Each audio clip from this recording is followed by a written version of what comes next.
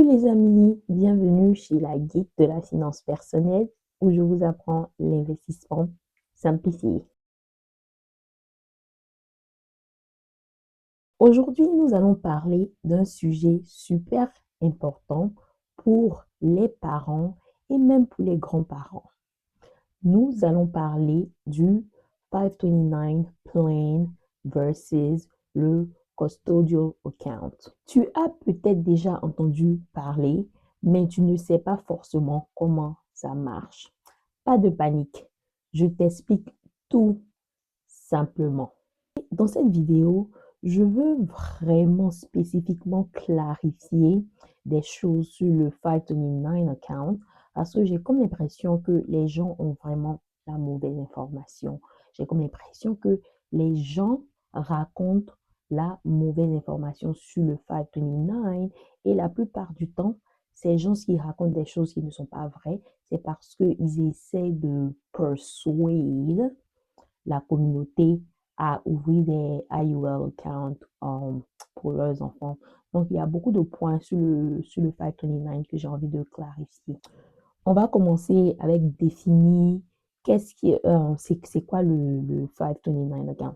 Donc, le 529 account, c'est un compte d'épargne créé spécialement par le gouvernement américain pour aider les familles à économiser pour les études de leurs enfants. Donc, comment est-ce que le 529 marche? Le 529 marche un peu comme le 401k. Bon, j'explique et je vous dis pourquoi est-ce que je dis ça. Donc, avec le 529, tu y mets de l'argent petit à petit et l'argent va grandir sans impôt.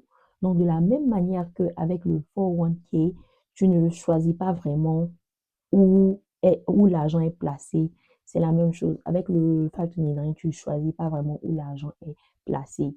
Donc, les institutions du 529 sont ceux qui placent l'argent et l'argent grandit petit à petit sans frais d'impôt à condition que cet argent est utilisé pour l'éducation de l'enfant.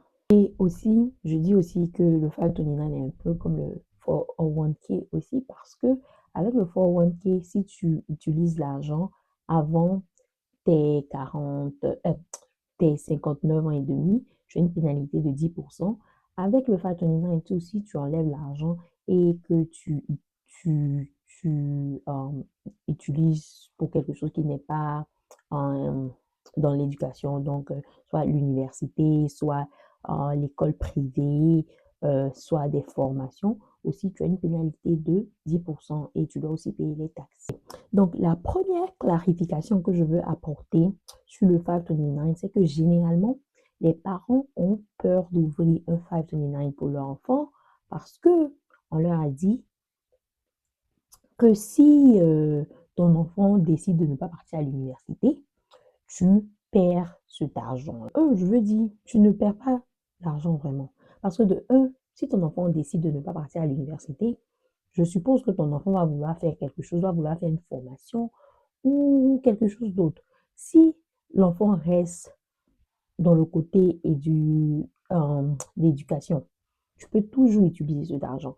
Mais si tu as plusieurs enfants, que l'enfant décide vraiment, le premier décide de ne pas partir à l'école et tu ouvres le 529 en son nom, tu peux simplement transférer, enlever son nom et mettre le nom de son frère ou sa sœur. Généralement, quand tu parles aux parents des 529, la première chose qui te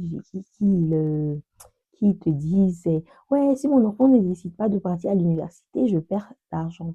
Comme j'ai expliqué, c'est pas seulement pour l'université, tu peux utiliser l'argent pour bien plus. Mais je vais vous poser une question. Quel genre d'enfant éduquez-vous? N'avez-vous pas confiance en capacité de votre enfant? Pourquoi pensez-vous que peut-être que votre enfant ne va pas vouloir continuer les études? Moi, grandissant, mes parents m'ont bien fait comprendre que l'université, c'était pas une option, mais c'était un devoir en fait, une obligation. Ils m'ont bien fait comprendre. Donc, quand je partais à l'école, dans ma tête, il n'y avait pas de oh ouais, peut-être que moi, je ne vais pas continuer mes études. Mes parents m'ont fait comprendre que dans ce pays-là, pour pouvoir évoluer, pour pouvoir devenir quelqu'un, bah, il faut partir à l'école. Il faut avoir un diplôme. Et aussi, l'autre question que je veux vous poser, les autres races là, qui ouvrent le 529 pour leurs enfants parce qu'ils voient vraiment le pouvoir du 529, là, vous pensez que ces gens sont bêtes? Non, ils ne sont pas bêtes. C'est parce que eux, dans leur tête, il n'y a pas vraiment de question de est-ce que mon enfant va continuer les études.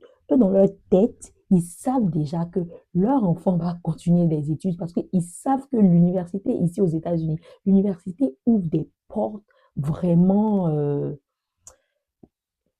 L'université ouvre des portes. Moi, aujourd'hui, je ne serais pas où je suis aujourd'hui si je n'étais pas partie à l'université. Et ça, c'est simple. Aujourd'hui, il y a des gens qui voient ma vie et oh, toi, t'es chanceuse et tout. Non, je ne suis pas chanceuse. J'ai poursuivi mes études.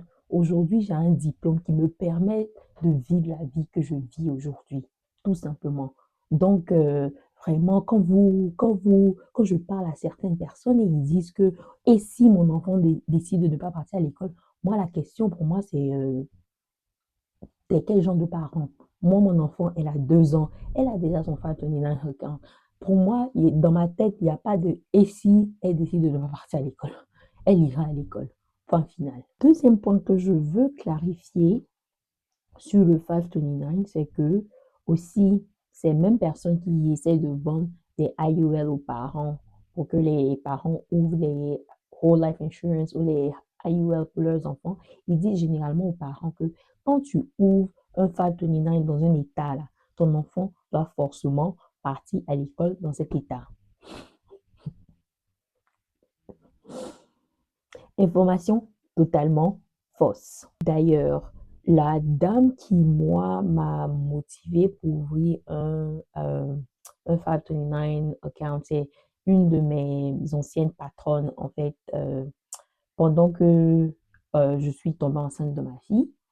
Elle, ça a trouvé que son enfant rentrait à l'université. Donc, c'est là qu'elle a commencé à me parler des bienfaits du 529 et elle m'a dit, franchement, actuellement, ce compte-là nous sauve la vie parce que elle, sa fille a décidé de partir à l'école à Londres et c'est avec l'argent qu'ils ont économisé avec le 529 qu'ils ont utilisé pour payer les frais de scolarité de sa fille à Londres. Autant eux, ils sont aux États-Unis et ils utilisent le 529 pour payer l'université de quelqu'un qui est à Londres.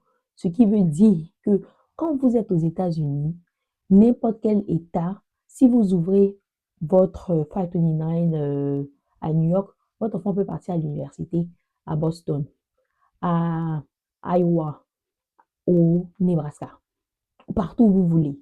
Il n'y a pas de restriction dessus. Donc, cette information qu'on vous donne est totalement fausse. Une autre fausse information que certaines personnes propagent aussi, c'est selon le scholarship.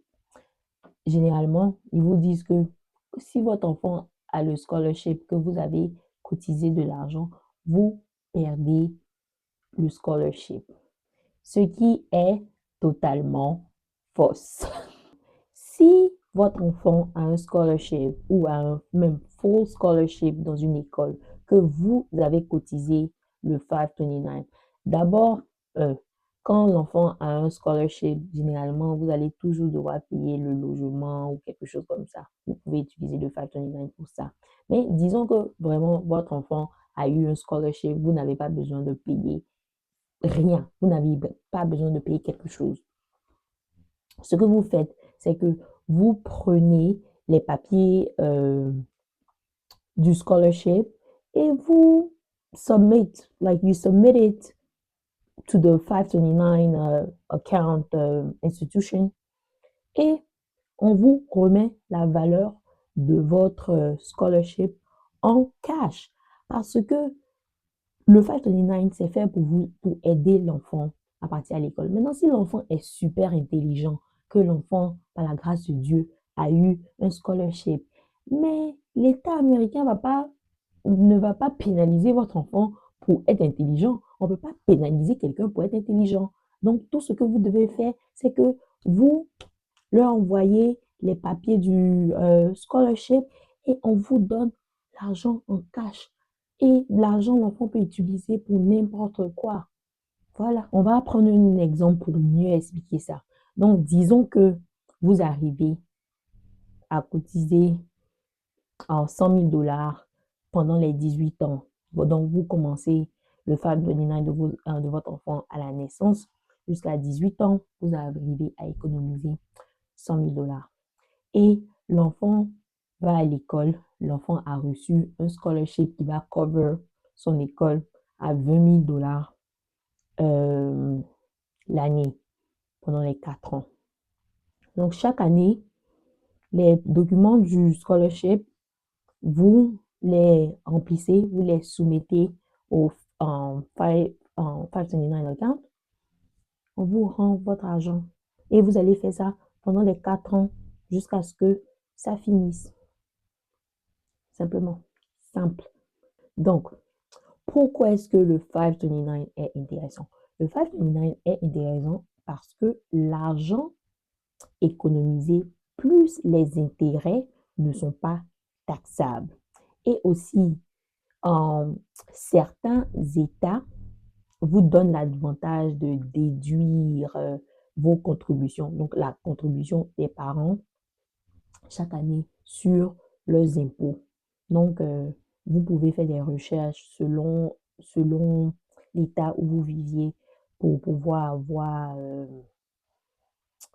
des informations. Et aussi, je veux vous donner aussi une petite liste de ce que les fonds du 529 peuvent être utilisés. Donc, les fonds du 529 account peuvent payer les frais de scolarité, que ce soit université, que ce soit private college, que ce soit école de formation, école d'art, école de musique, ce que votre enfant veut faire, mais qui doit être dans l'éducation.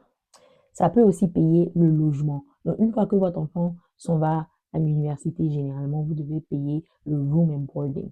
Donc, le 529 peut vous aider avec ça. Ça peut aider avec les livres, les ordinateurs, le matériel scolaire. Et si vous êtes parti à l'école dans ce pays, vous allez savoir que les livres, les livres universitaires sont super, super, super chers. Super chers. Et aussi, avec le 529, si vous décidez de mettre votre enfant dans une école primaire ou secondaire privée, en disant vous vivez dans une ville où vous ne voulez pas vraiment mettre votre enfant dans le système public, vous voulez que votre enfant parte à l'école privée, vous pouvez enlever jusqu'à 10 000 dollars chaque année pour le tuition de votre enfant. Donc ça aussi, c'est quelque chose qui est super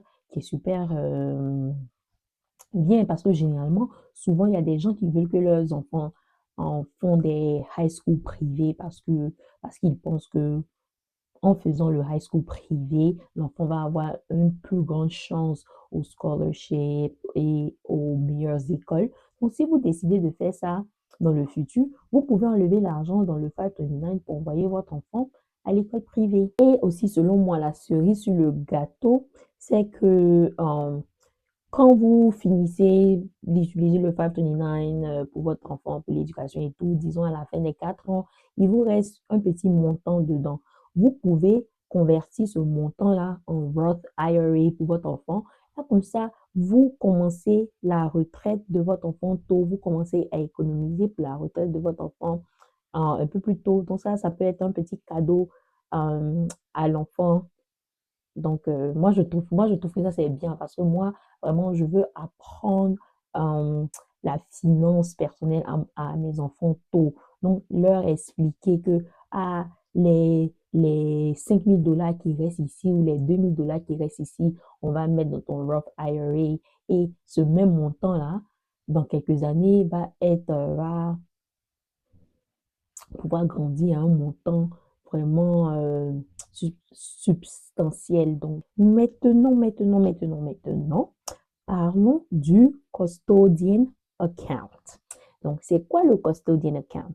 C'est un compte d'investissement ouvert au nom de l'enfant mineur, mais c'est l'adulte qui a le contrôle du compte jusqu'à ce que l'enfant atteigne la majorité. En gros, l'adulte gère l'argent qui est dans le compte jusqu'à la majorité de l'enfant. Et à la majorité de l'enfant, l'adulte n'a plus son mot à dire. À la majorité de l'enfant, toutes les décisions seront faites par l'enfant parce que le compte appartient à l'enfant. Avec le 529, le compte appartient aux parents et l'enfant est le bénéficiaire. Donc, comment est-ce que le custodian account fonctionne? Ça fonctionne comme un regular brokerage account. Donc, tu mets de l'argent petit à petit dans le compte. Une fois que l'argent est dans le compte, tu prends pour acheter des actions, des obligations, des index funds, des ETF. L'argent grandit et à la majorité de l'enfant a accès à cet argent.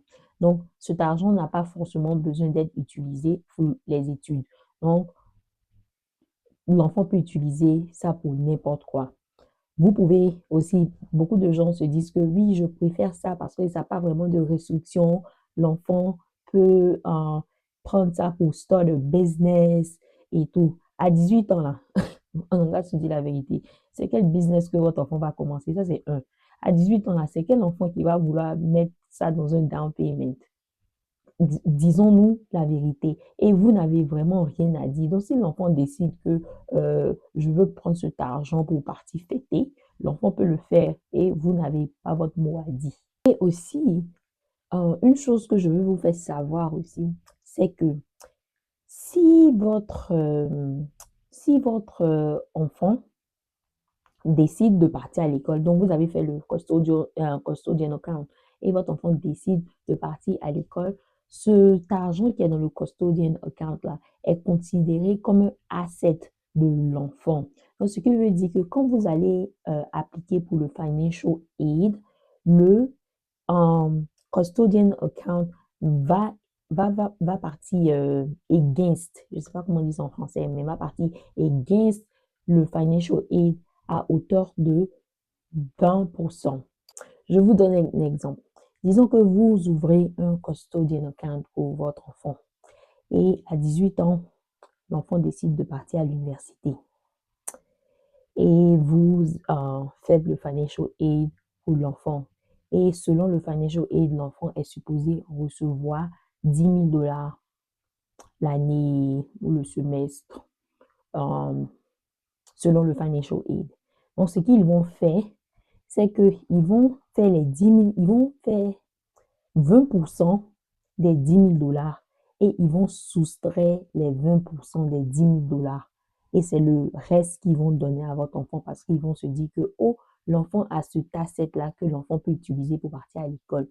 Donc, au lieu de vous donner tous les 10 000 dollars que votre enfant est qualified for, ils vont faire 10 000 dollars moins 20% des 10 000 dollars et c'est le reste là qu'ils vont donner à votre enfant.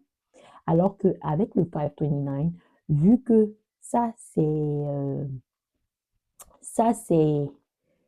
le compte des parents et l'enfant est juste le bénéficiaire, généralement, on ne fait pas ça. Si, n'oubliez pas que le custodian account est taxable. Donc, je, je sais que par ce que je vous ai expliqué, vous savez déjà c'est quoi, moi, mon préféré. Vraiment. Moi, mon préféré, c'est le 529. Comme je l'ai dit, j'ai fait le 529 de ma fille. Je vais peut-être mettre le principal, the principal et puis le growth. Je sais pas si je veux mettre des informations comme ça parce que quand c'est comme ça, souvent les gens se disent que vous avez de l'argent et tout. Donc, je ne veux pas trop montrer ce que j'ai sur Internet. Mais juste, ce que je peux vous dire, c'est que ma fille a seulement 2 ans et ça fait 2 ans que nous avons ouvert son 529 et je peux vous dire que les gains sont intéressants. Ça, c'est ce que je peux vous dire. Les gains sont très intéressants. Et comme je vous ai dit, moi, pour moi, ma fille, elle ira à l'école, que ce soit à l'université, école de formation, ce qu'elle veut. Mais elle, à 18 ans, elle ne va pas s'asseoir devant moi pour dire qu'elle veut entreprendre. Ça part. Maintenant, après l'université, si elle veut entreprendre, je vais la supporter. Mais elle doit d'abord pratiquer à l'école, d'abord avant de venir me parler de quoi que ce soit. Donc, je pense que vous savez déjà mon point. Si je dois recommander quelque chose, je recommanderais le 529. Mais à la fin de la journée, vous connaissez mieux vos enfants que, euh, que quelqu'un d'autre. Donc, à vous de prendre votre décision et laissez-moi en commentaire. Dites-moi ce que vous préférez. Si c'est le 529 que vous préférez, si c'est le custodian account que vous préférez, laissez-moi en commentaire. Dites-moi et dites-moi pourquoi. Peut-être que vous allez m'ouvrir l'esprit à quelque chose d'autre. Donc, dites-moi pourquoi. N'oubliez pas de liker, de commenter, de cliquer sur la cloche de notification pour plus de vidéos, pour plus d'informations sur ma page. Et voilà, merci beaucoup.